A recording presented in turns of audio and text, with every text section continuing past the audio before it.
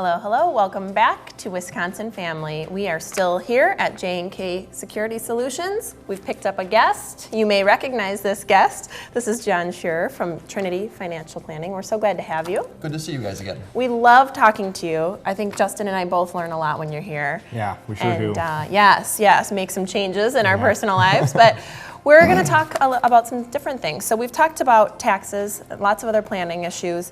Today, let's talk a little bit about an investment strategy. So I think going into a new year, everybody kind of starts to reevaluate, or maybe should start to reevaluate if they're not. Tell us a little bit about investing and if this is a good time to invest. That's a great question. We get that a lot. We're getting a lot recently with the market's ups and downs and the things you read in the paper. But really, it's sort of the wrong question. That the question is not, is this a good time? The question is, do I need to save more to reach my goals? And if I do, is investing in the stock market the place to do it? Got it. Okay. Okay, so saving being a part of the plan and then investing the money that you save, is that the right decision? That's right. The question that we want to be asking. That's right. So if you assume that, okay, yes, I do need to save more, then the question is, okay, stocks, are they kind of scary? What should we do now? And really, again, it sort of focuses on what's going to happen tomorrow or next week or next year, and that's nobody knows that stuff. Right. If Warren Buffett can't figure it out, we can't figure it out. Right, exactly. So you take a look at a long-term basis, 20, 30, 40 years, you'll expect your stocks are going to return somewhere between 8 and 10%. Your bonds will be a little bit more conservative. They'll be about half that, 4 or 5%. And then cash and CDs are going to get about half of that again, maybe 2 or 3%. And so when you look long term at those figures, that's where you should really base your investment planning on. Interesting. Okay. Yeah, a lot of good stuff there. So obviously we all would like to save more money, and we all probably need to save a little bit more money. So, should we be waiting until we save money, or should we be more or less investing in stocks now? I mean, what is the right time then? Yeah, it's one of those things that you sort of feel like we get a lot of people that say that geez, we need to know what's going to happen next year, whether we should invest now or not. What's going to happen, and predicting the future is not key to a successful investment strategy. Right. And so again, I said, who knows what's going to happen next year, next month? Is the Fed going to raise rates? All these different things. So we like to take a look back at history to give us some benchmarks for what's going on and what we can expect into the future. And so I look back 40 years. That's a pretty long time frame for most people's. You look at somebody starting out working, 40 years later they'll be retiring. Somebody starting out retiring now, they still got about 40 years left to plan for. So if we go back 40 years, 1975, the S&P 500 was at about 90 or so. 10 years later, 1985, it was around 200. Right? Go another 10 years to 1995, it was about 1,200.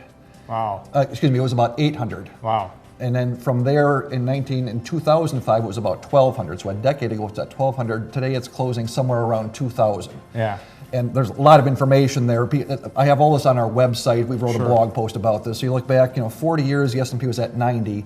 Today, it's at 2,000. Yeah. I don't need to know what's going to happen next year, but what do you think for your retirement money in 20 or 30 or 40 years? Is the market going to be higher or lower than it is today? Based on history, I go, okay, probably higher. So is this a good time to invest? Certainly, regardless of what happens next year. Right, yeah. Okay, because we're really thinking long term. Yeah. That's the key. Yeah. So the long-term goal, we're not necessarily thinking about next year. So we're trying to consider, how many years left we have maybe until retirement and looking way ahead. But that leads you to believe that we might need some kind of insight, right, into what's going to happen at least in 20 or 30 years. So how do you help us with that piece? Well, sure, and it's one of those things that keeping the focus on the long term, because you read the newspaper, what happened yesterday? The market was down 2 or 3% this week, I think it was, and it's sort of, it encourages you to think short term with things. Right, yeah. And so that you watch idea, daily, right? Right, and so the market's risky. I mean, if you define risk as volatility, it goes up, it goes down, yeah, that's scary. But there's other types of risk when you take a look at what we just talked about, what the market's done over the last 20 and 30 and 40 years. Right. People don't think about, oftentimes folks will come to us and say, geez, I want to keep my money in CDs, or I don't want to see it go down ever. But when you take a look at inflation, 40 years ago, a U.S. postage stamp cost 10 cents. Today, it's 49 cents. Yeah. Right? You could, for $1, you could buy 10 of them back in the 70s. Today, you can buy 2. Right? Your CDs aren't going to keep up with that, so you have to have that long-term time horizon with at least some of your money. Okay. So what about things that aren't maybe 40 years away, like retirement? What about some things like college education? What are some ways that we might be able to invest or save for that? Sure. It's a similar thought process that if you're looking out more than 5 or 10 years, I mean, look at the numbers on that S&P. 20 years ago, it was at 1,200. It was at 600. Sure. Today it's at 2,000. Yeah. 40 years ago it was at 90, then it was at 6. You know, you look at that long term, we were talking 10 and 15 and 20 years. Really, you know, it's that same thing is what happens tomorrow if the Fed raises rates, if, you know, what are earnings this quarter. That stuff is immaterial when you look at a lifetime of investing. That's really the way to look at it, is over a lifetime. All right. So when you're talking about risk, we're not necessarily thinking about, is it risky, you know, to invest next week or next year? Is it risky over the long term? But stocks, I mean, there's risk involved there. Well, it's a great question. One of the things I talk about with people is, like, if you plant a garden and you're going to use that to live off of, you know, to eat your vegetables, every year your garden doesn't grow fantastically, right?